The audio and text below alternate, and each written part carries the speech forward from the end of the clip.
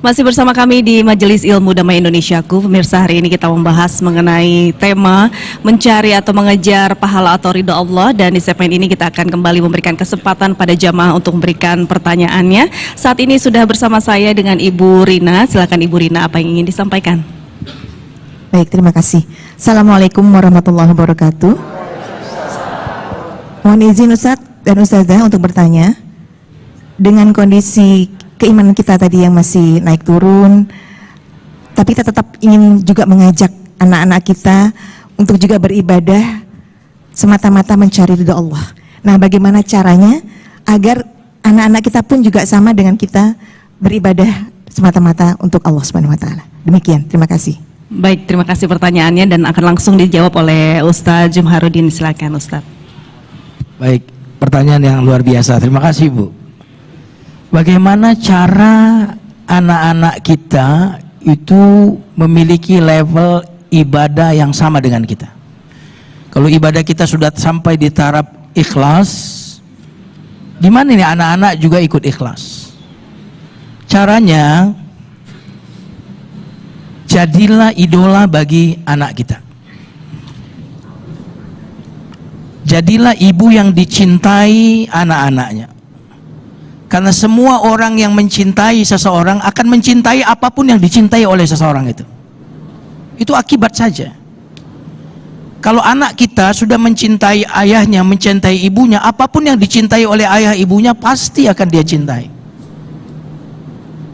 Nah, problemnya kita menyampaikan keinginan kita, menasihati anak, tapi anak kita tidak mencintai kita. Karena sesungguhnya yang ditolak itu bukan nasihatnya, tetapi yang ditolak itu pemberi nasihatnya. Betul atau tidak? Coba anak-anak kita kalau sama kita kadang-kadang nggak nurut, tapi kalau sama bu gurunya di sekolah nurut nggak? Nurut nggak? Diemnya anak-anak, diem nggak anak-anak? Kalau sama kita? Berarti yang ditolak itu bukan nasihatnya, tapi orangnya. Rebutlah hatinya sebelum pikirannya. Ini yang paling penting. Rebut apanya? Rebut hatinya sebelum pikirannya. Dan cobalah menyampaikan dakwah kepada anak itu dengan bahasa mereka. Contohnya misalkan tentang ikhlas. Nah, kamu kalau beli remote dapat TV nggak? Beli remote dapat TV nggak? Enggak. Tapi kalau beli TV,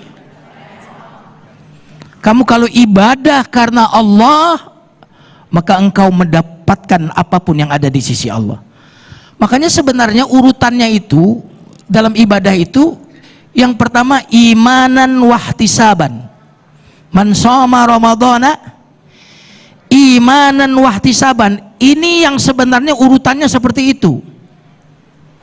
Jadi kita melakukan ibadah imanan karena ikhlas, baru kemudian karena iman kita melakukan amal tadi dengan ikhlas, kita ihtisab kepada Allah.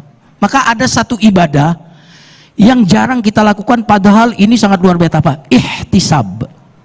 Tahu kan kasus 3 orang yang masuk dalam gua lalu tertutup dengan batu yang besar?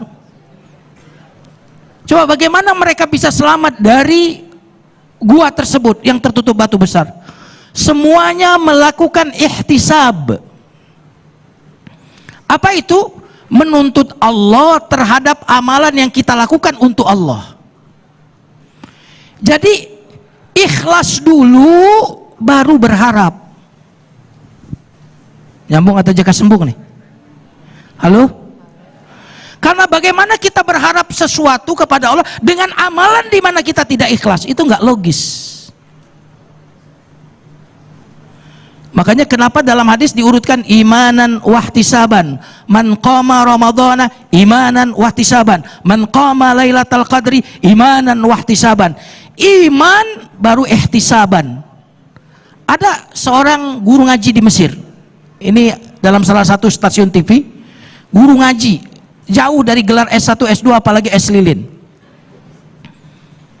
Dia ngajar, terserah itu orang mau ngasih berapa, nggak peduli dia. Dan dia setiap kali ngajar, pergi, dia selalu berdoa seperti ini. Ya Allah, aku mengajar karenamu, aku mengajari ngaji karenamu ya Allah. Jika yang kulakukan ini menurutmu ikhlas, ajarilah anak-anakku. Dia punya anak kalau tidak salah 7 atau 10, semuanya hafiz Quran dan semuanya bergelar doktor. Dia bilang apa? Kalau saya ngajarin nggak mungkin anak-anak saya itu memiliki gelar doktor. Tapi kemungkinan karena saya melakukan mengajar itu dengan imanan karena Allah, setelah itu kita ihtisaban, berharap kepada Allah melalui amal yang kita lakukan untuk Allah. Tuntutlah Allah dengan amalan yang kita lakukan untuk Allah, itulah yang disebut ihtisaban. Nah jemaah sekalian yang dimuliakan Allah, jadi idealnya imanan wahtisaban, ini yang benar. Ada orang yang beramal imanan nggak ihtisaban, itu salah. Ada orang yang beramal ihtisaban tapi nggak imanan, nggak ikhlas. Dan kesalahan yang ketiga adalah orang yang melakukan amalan mendahulukan ihtisaban baru kemudian imanan, berarti al-fatihahnya kebalik. Alhamdulillahi Rabbil Alamin Ar-Rahmanir Rahim Maliki Yawmiddin Iyyaka nasta'in wa iyyaka na'bud. Salah atau benar? Salah atau benar? Salah. Kenapa? Dia berarti menuntut Allah duluan baru dia beramal. Tapi yang benar apa? Iyyaka na'budu, hanya untukmu aku beribadah, wa iyyaka nasta'in, hanya kepadamu kami minta tolong.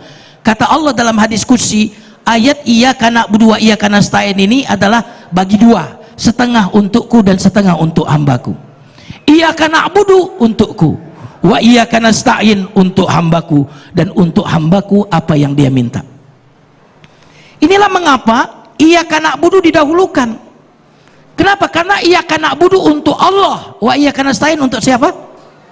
Untuk hamba. Mana yang lebih didahulukan? Yang untuk Allah atau untuk hamba? Subhanallah, ini rahasia Al-Fatihah. Itu. Baik Ustadz Johar, ketika